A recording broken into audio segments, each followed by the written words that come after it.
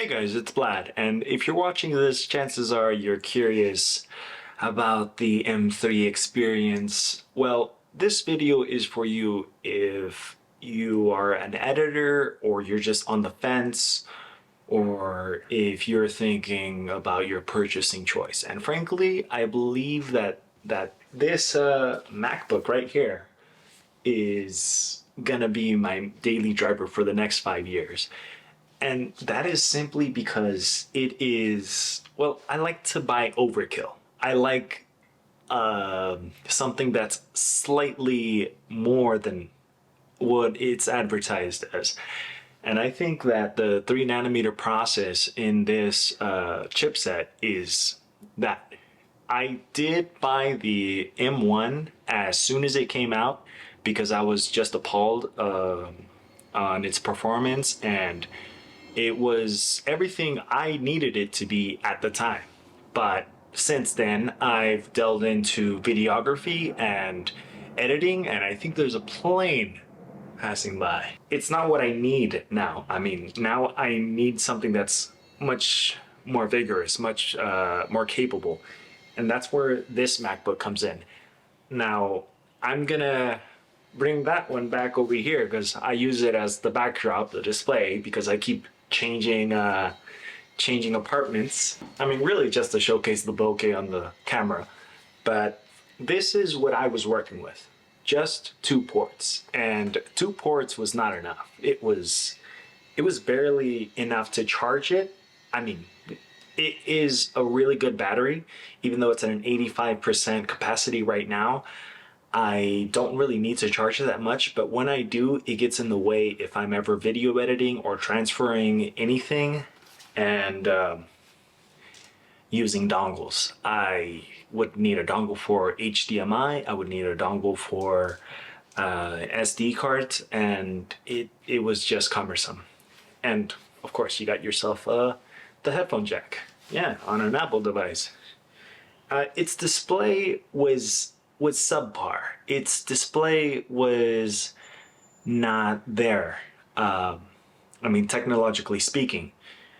But the new Mac, it punches above its weight class simply because both of these Macs were the same price when I purchased them from Best Buy's open box deals. And yes, they are also the same SSD size. Just going over the physical attributes of this. This has a sort of non-smudgeable coating. Well, really, it's smudge resistant. I'm not too critical on that because I use cases. I mean, after using this for so long, I was gonna use a case for my next one. Now, its size, it's really comparable to my previous one, which is the 13-inch diagonal.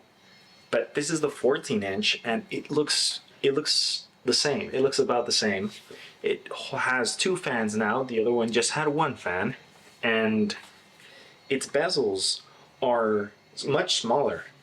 Its bezels are smaller compared to the previous one, and I probably should have recorded some B-roll for this. But just look at the bezel comparison. I mean, isn't that remarkable? Apart from its bezels being something thinner, its brightness output is greater. It is 1,600 nits of brightness, which is remarkable given its form factor. It is absolutely flat. Its front camera, I believe, is 1080p. Of course, it's not going to compare to this camera, but still, it's completely usable for FaceTime, as is this one, but this one is just a tad bit better. But my greatest fascination with this computer is its display technology, because now it shows the P3 gamut, and at Apple XDR, it is phenomenal when it comes to color grading. If I'm ever grading in slog. Right now I'm grading an S sitting tone just to cut some editing time, because sometimes I would just not have the right lighting where I want it to be, but still, it is it is really good in terms of picking and choosing colors. Now, given all of my Macs that I have ever purchased, I like to put a matte screen protector. That way, when I close it, if there's ever any imperfections, it's not gonna be noted. And I had to learn those mistakes with my previous MacBooks because, I mean, it's a flat surface. If you ever have it on anything, or if you have it in the airport and there's some compression, it's gonna make an indentation on the screen. In terms of its disk and its readout speeds, this, I mean, maybe it won't blow your minds, but it definitely surprised me when I ran the Blackmagic speed test or disk test. Actually, I'm gonna run that right now, but it is 2,900 write speeds, and its read speeds are 2,700 read speeds. I mean, MBS. In terms of the other one, it is essentially 4,000 write and 4,700 read. And understand that these are typically faster when the SSD is cleaner. So if you have a clean setup, then you really don't have to worry too much if you're editing externally. If you edit externally with some of these faster external drives, they could be as fast as the M1 or even faster at like 3,000. But if you want something that's fast internally, then go with the M3 Pro. It's blazing fast. In terms of gaming, I have been gaming on my Twitch stream. If you guys want to follow me there, I'm at Blatty13, and it holds up really well. In terms of how OBS is set up for myself, I don't record in 60 FPS, but I don't see any frame drops when I'm gaming.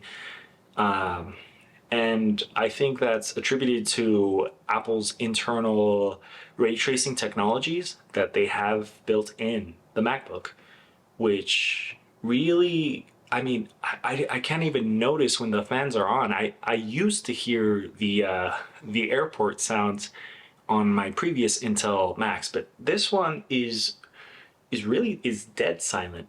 And this is coming from somebody who has always edited on Macs. I know that there are some tasks like 8K video that is super intensive on that, but really I only record 4K at 10-bit and I don't even hear the sounds. But then again, I do basic editing, just cropping out all the times I say or some kind of stutter. Now, going back to its I/O just for a second, it has the M3 Pro chip, base model, 18 gigabytes. It has two USB-C 40 GBS ports on one side and one on the other. This is only for the M3 Pro chip. If you're going for the base M3, you're gonna miss out on this one. I really just bought it for that purpose, as well as its form factor and its price. And I mean, I know this is $2,000, but still, it's an apt machine. And I know the controversy in terms of the internal bandwidth being capped at 150 as opposed to 200, but still that's pretty fast. I mean, I'm coming from a 100 GBS internal. Maybe it makes sense to somebody. Anyways, it has a dedicated charging port, so you don't have to sacrifice one of your USB-C ports. And it also has a dedicated HDMI. One of the biggest reasons I bought it is because of its SD card reader, and it is really good. I mean, I have no issues with it. I record a video every now and then, and it imports it rather fast. I mean, it depends on your workflow. If you're more of a USB-C type of person, then that'll work too. I mean, I know on this camera, the A7 IV, I could just connect it there and it'll transfer, but I don't know. I guess I'm stuck with the old ways of transferring it from there to here and then just deleting it off the SD card. So aesthetically, I want to give it I want to give it a 9 out of 10. I think it could have been better. I think maybe if the SSD could be swappable. Of course, I'm not a DOS dude. Uh, I mean, his work on the NANDs was really inspiring, but I know that I don't have that capability right now. I mean, that's my only complaint for Apple. You can't really swap the RAM because it's all internalized. So, yeah, I think the speed is 8 out of 10 because they did cap it at 150. However, if you're coming from 100, then it is what it is. Just up to your use of it. If you're an editor, if you're a music creator, I mean, if you're going to run large language models, I don't think this will be the computer for you, but it's definitely has its strengths in Blender if you're going to run anything with a lot of ray tracing.